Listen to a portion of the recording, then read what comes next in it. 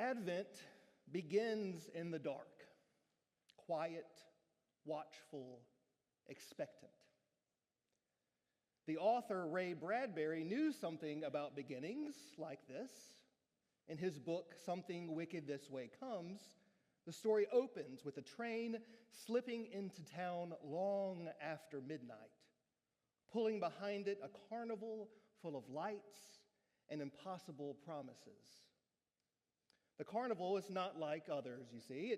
It offers people the things that they ache for most. Youth regained, regrets undone, wounds erased, loneliness soothed. But every promise bends back upon itself. Every wish becomes a trap. The danger isn't in loud villainy, but in subtle illusion, in the way tired people stop seeing clearly and drift into whatever glow seems easiest. Now, Bradbury wasn't deliberately writing theologically, though I do believe in all things there is that divine spark.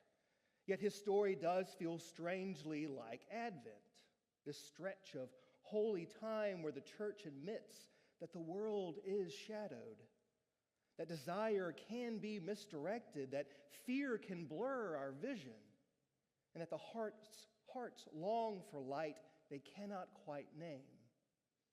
Advent does not begin with certainty.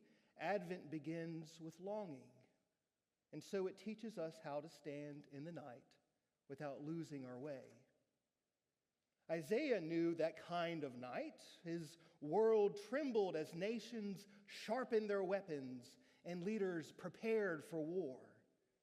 The horizon looked bleak, yet Isaiah refused to let fear dictate the future. He lifted his eyes beyond the turmoil and named a different vision. A mountain rising above the conflict, a place where the world would gather not for battle, but for teaching, where destructive tools would be turned into instruments for planting and cultivating life, not destroying it. Isaiah wasn't naive. He simply believed that God's story stretches beyond whatever darkness currently surrounds us. He believed the night is never the final word. And then this morning, psalmist speaks of arriving at this holy city, a place meant to hold the world together in unity and prayer. The psalmist prays for peace within its walls, not because peace is obvious, but because peace is commanded. The writer knows that God's people are meant to be a blessing to one another, seeking the good of the community even when fractures and tensions run deep. Paul continues this melody. He writes to a weary community living under the shadow of empire, a people tired of waiting for God to move. And yet Paul urges them to recognize this moment. The night is thinning, he says in his own way. Dawn is closer than you think. He invites them to let go of whatever drags them toward numbness, old habits, old grievances, old shortcuts for comfort.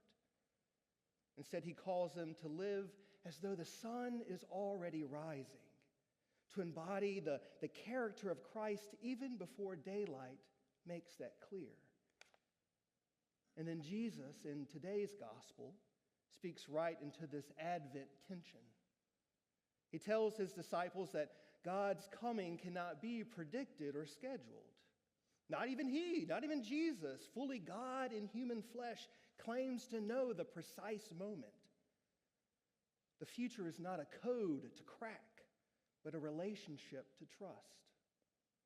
To make the point, he recalls the days of Noah, not to scare anyone, but to show how easily people can move through life half asleep. They enjoyed meals, celebrated marriages, tended to their work, none of it wrong. But they became so absorbed in their routines that they missed the deeper transformation unfolding around them. They weren't wicked, they were unaware. Jesus describes a mysterious moment in which people stand and labor side by side, working, grinding grain, going about the most ordinary rhythms of life. Yet even in the shared scene, their experiences diverge. One encounters God's sudden breaking in with an awakened heart, while another remains dulled to it. One is attuned to the quiet movements of the holy, the other drifts through the day unaware that grace is passing by. So Jesus urges them gently, stay awake. Not with anxiety, not with suspicion, but with attentiveness, with clarity. He compares God's arrival to a moment no one can schedule, a surprise breaking in, not because God is thief-like, but because divine presence often enters our lives in ways we weren't expecting. Jesus is not warning us about danger. He is describing how hope arrives quietly, humbly, in the middle of an ordinary night. And just like at nighttime, when we often find ourselves drowsy, or like myself falling asleep on the couch with a book or movie, we too can become spiritually drowsy. Not because we reject God, but because living is hard. Fear weighs us down. Trauma shapes us. Weariness grows heavy. Many of us feel like Matthew's early community, uncertain about the future and exhausted by waiting.